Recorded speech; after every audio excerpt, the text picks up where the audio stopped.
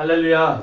네, 오늘 본문 말씀은 예수님께서 이 다락방 강화, 다시 말씀드려서 고별 설교를 총정리하시는 그런 말씀입니다. 마지막에 이 33절을 읽으면서 저는 막 소름이 돋고 막 그냥 그랬는데요. 예수님께서는 제자들을 떠나시면서 새로운 시대가 열리게 된다고 말씀하셨습니다.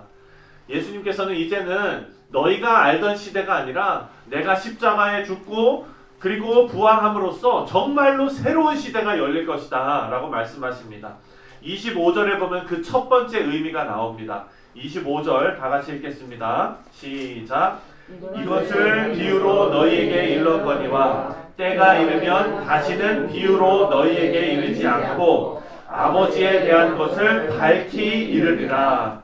전에는 제자들이 알아듣기 어려운 정말 뜻을 알기 어려운 비유로 설명해서 말씀하셨지만 이제는 분명하게 밝혀주시는 시대가 온다는 것입니다. 그리고 이렇게 분명하게 밝혀주시는 분이 계시는데 그분이 바로 누구냐? 바로 제자들에게 성령으로 다시 오신 예수님께서 그렇게 해주시겠다라는 말씀입니다. 우리에게 오신 성령 하나님께서 모든 것을 분명하게 밝히시고 그리고 우리의 삶을 진리로 인도해 주시겠다라는 약속의 말씀이기도 한 것입니다. 그리고 예수님께서 떠나가심으로 우리에게 오는 새로운 시대의 두 번째 모습은요, 믿는 자들이 본격적으로 기도하는 시대가 된다는 것입니다. 26절 보겠습니다. 26절 다 같이 시작. 그날에 너희가 내 이름으로 구할 것이요 내가 너희를 위하여 아버지께 구하겠다 하는 말이 아니니. 아멘. 여기 보니까 기도는요, 예수님께서 보내신 보혜사 성령 하나님께서 우리 안에 내재하시는 그 시대의 특징이 바로 기도입니다. 여러분 잘 아시는 대로 예수님께서 십자가에 달려 돌아가셨을 때 그 성전의 휘장이 어떻게 됐죠? 찢어졌죠. 네. 지성소와 성소를 구분하는 그 담이 무너진 것입니다. 여러분 이것이 마찬가지로 예수님께서 말씀하신 대로 이제는 내가 너희를 위하여 아버지께 구하겠다 함이 아니라 그날에 예수님께서 우리 안에 성령으로 오시는 그날에 모든 것을 다 이루신 그날에 너희가 내 이름으로 하나님께 구할 것이다 라고 말씀하시는 거예요. 그래서 이 기도의 시대는 예수님께서 성부 하나님께 기도하는 시대가 아니라 제자들이 예수님의 이름으로 기도하는 새로운 시대가 열리게 된다는 그런 의미입니다. 이제 예수님께서 제자들에게 자신이 죽게 될 것을 구체적으로 밝히고 계십니다. 그리고 제자들은 예수님께서 하나님으로부터 오신 메시아라는 것을 믿고 그리고 예수님 앞에 우리가 믿는다고 고백하고 있습니다. 30절 말씀입니다. 30절 시작. 우리가 지금에야 주께서 모든 것을 아시고 또 사람의 물음을 기다리시지 않는 줄 아나이다. 이로써 하나님께로부터 나오심을 우리가 믿사옵나이다. 아멘. 하지만 여러분 제자들의 고백과는 상관없이 예수님께서 때가 되면 제자들이 모두 흩어지게 될 거라고 말씀하세요. 여러분 패턴을 보시면 이제 제자들이 예수님 이제 우리가 믿습니다.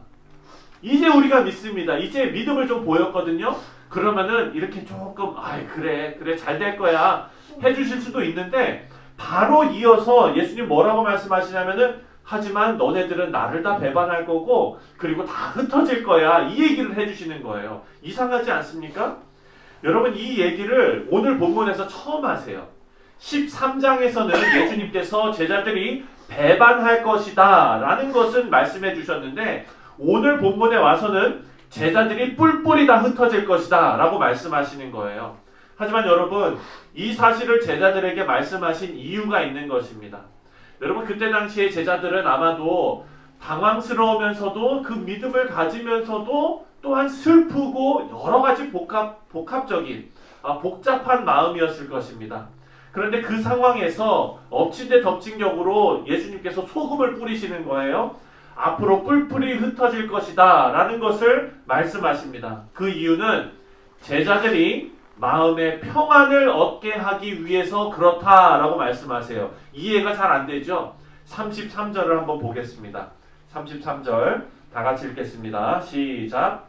이것을 너희에게 이르는 것은 너희로 내 안에서 평안을 누리게 하려 함이라. 세상에서는 너희가 환난을 당하나 담대하라. 내가 세상을 이기었노라.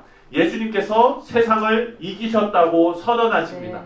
예수님께서 왜 이렇게 말씀하시냐면요, 예수님께서 너희가 이제 믿느냐 했을 때 제자들이 예수님 우리가 예수님 믿습니다. 믿음의 고백을 했잖아요. 그랬는데 예수님께서 이 말씀을 안 해주신다면 너희가 뿔뿔이 흩어질 거야. 이 말씀을 안 해주신다면 제자들이 예수님 돌아가시고 나서 정말로 환난과 고난이 닥쳐가지고 뿔뿔이 흩어질 때 제자들은요 다시 돌아오지 못할 것 같아요. 왜냐? 우리가 예수님을 또 실망시켰구나.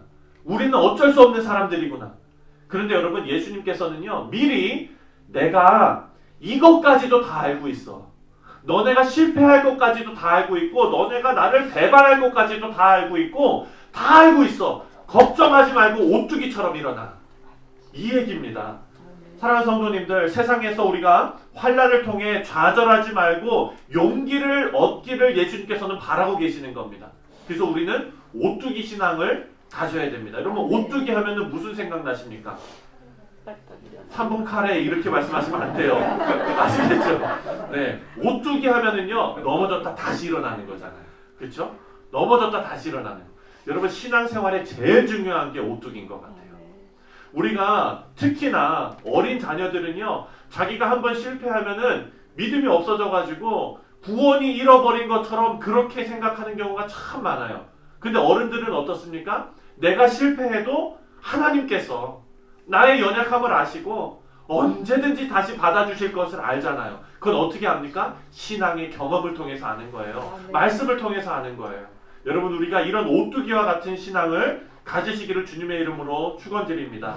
예수님의 설교의 핵심은요 오늘 말씀에 바로 이겁니다. 담대하라. 내가 세상을 이기었노라. 이것이 우리가 진짜 소름 돋을 정도로 감사하며 정말 스릴링하는 그런 마음입니다. 우리가 담대할 수 있는 이유는요 위에서 언급한 대로 첫 번째, 우리에게 기도의 문이 열려있기 때문입니다. 예수님께서 죽으시고 부활하셔서 우리에게 이 기도의 문을 열어주셨습니다.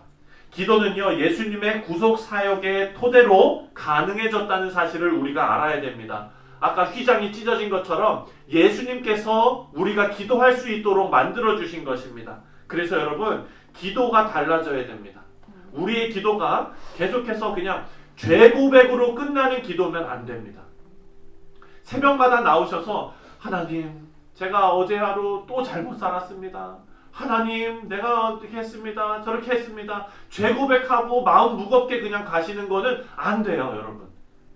물론 죄 고백 필요하지요. 하나님 앞에 회개하는 거 필요합니다. 하지만 여러분, 우리가 매일매일 해야 될 것은요, 하나님, 제가 담대하게 하나님 앞에 나아갑니다. 저 실패하는 거 맞아요. 하나님, 그렇지만 제가 어제는 조금 그래도 덜 실수했어요. 덜 실패했어요. 하나님, 오늘은 더 실패 안 하게 해주세요. 하나님, 더 담대하게 계속해서 나아가겠습니다. 이런 기도가 오늘 있었으면 좋겠습니다. 그리고 두 번째로, 우리가 두려워하지 말아야 할 이유는 하나님께서 친히 사랑하신다라고 말씀하시기 때문입니다. 27절 말씀을 읽겠습니다. 27절 말씀 시작. 이는 너희가 나를 사랑하고 또 내가 하나님께로부터 온 줄을 믿었으므로 아버지께서 친히 너희를 사랑하심이라. 아멘. 우리가 예수님을 믿으면은요 하나님께서 친히 우리를 사랑하신다라고 말씀하세요. 그리고 우리도 예수님을 사랑해야 한다는 사실을 알려주십니다. 근데 여러분, 예수님께서는요 예수님을 어떻게 사랑해야 하는지를 수차례 이미 알려주셨어요. 뭐지요? 바로 예수님의 말씀을 실천하는 일, 계명을 실천하는 일이 바로 하나님 사랑, 이웃 사랑입니다. 그래서 이것은 순종과 헌신의 모습으로 나타납니다. 이 순종과 헌신은 하나님의 사랑에 대한 자발적인 반응으로 우리 가운데 나타나는 것입니다. 그래서 우리가 하나님을 먼저 사랑한 것이 아니라 하나님께서 우리를 먼저 사랑하셨기 때문에 우리가 예수님을 사랑할 수 있게 된 것입니다. 마지막으로, 예수님께서 고난의 길을 먼저 걸어가셨기 때문에 우리는 담대하게 이 길을 갈 수가 있습니다. 예수님께서는요, 고난의 길을 이미 통과하여서 죽음과 부활로 이미 승리하셨습니다. 그리고 주님께서는 모든 인류의 대표가 되셔서 오늘 우리가 겪고 있는 사소한 고난조차 모두 이해하시고 또 이기신 분이십니다. 우리를 이해하시고 승리하게 하신 분이 바로 예수님이십니다. 그래서 우리는요, 전에 예수님께서 비유하신 것처럼 포도나무에 딱 달라붙어 있는 포도나무 가지가 되면 되는 것입니다. 그리고 예수님께서는 우리가 벌써 가지라고 선포하셨습니다. 예수님께서 우리에게 격려하시는 하나님의 말씀을 여러분 꼭 기억하시기를 주님의 이름으로 축원드립니다. 히브리서에 보면은요, 히브리서 12장 1절과 2절 말씀입니다. 제가 읽어드리겠습니다. 이러므로 우리에게 구름같이 둘러싼 허다한 증인들이 있으니 모든 무거운 것과 얽매이기 쉬운 죄를 벗어버리고 인내로서 우리 앞에 당한 경주를 하며 믿음의 주요 또 온전하게 하시는 이인 예수를 바라보자. 그는 그 앞에 있는 기쁨을 위하여 십자가를 참으사 부끄러움을 개의치 아니하시더니 하나님 보좌 우편에 앉으셨느니라. 아멘. 사랑하는 성도님들, 이 히브리서 기자가 우리에게 이미지로 지금 보여주고 있습니다. 우리가 믿음의 경주를 지금 열심히 해나가고 있거든요. 그런데 우리 주위에 허다한 증인들이 둘러싸여져 있다는 거예요. 믿음의 선배들, 그 사람들이 우리를 다 보고 있다는 거예요. 제가 학생들을 데리고 볼링장에 갔습니다. 볼링장에 가면은요, 아픈 손가락들이 꼭 한 명씩 있어요. 아픈 손가락이 뭐냐면 이렇게 다 같이 유스그룹이 왔으니까 다 같이 왔는데 볼링을 잘 못하는 친구예요. 네. 제가 목회자 된 자로서 여러분 그렇게 그냥 자신 없어 하는 친구들을 보면은 마음이 어떻겠습니까? 아휴, 안타까운 거예요. 그런데 볼링이 참 좋은 게 다른 사람들 속에 묻혀가지고 할 수 있는 게 아니라 꼭 한 사람씩 앞에 나가고 뒤에 허다한 증인들이 구름과 같이 이렇게 둘러싸여 있는 거예요. 그런데 여러분 우리 아이들이 참 좋아요. 이렇게 볼링을 할 때요, 뒤에서 응원을 해줘요. 할 수 있어, 잘해, 잘할 수 있어, 잘할 수 있어, 이렇게 하는 거예요. 그런데 여러분, 이 아이가 응원을 받고 굴리면은요, 아니 10번 중에 한 번은 똑바로 가더라고요. 네? 제가 그 모습을 보면서 응원이 이렇게 중요하구나 하는 것을 느꼈어요. 그리고요, 응원 받고서 한번 쭉 굴러가가지고 잘 치고 나오면은요, 여러분 그 얼굴 표정은 정말 제가 카메라로 평생 간직하고 싶은 그런 얼굴 표정인 거예요. 사랑하는 성도님들, 히브리서 기자는요, 우리에게 예수님을 바라보라고 격려하고 있습니다. 지금 힘들지만 무거운 것, 얽매이기 쉬운 것 다 벗어버리고 열심히 경주하라고 구름대와 같은 그런 허다한 증인들이 저와 여러분을 위해서 응원하고 있습니다. 우리가 넘어져요, 가다 넘어져요? 그러면은 오뚜기처럼 일어나는 거예요. 우리 사랑하는 성도님들, 오늘도 승리하신 예수님을 바라보시면서 주님의 승리가 우리의 승리가 되었음을 기억하시는 귀중한 하루가 되시기를 주님의 이름으로 축원드립니다. 기도합니다.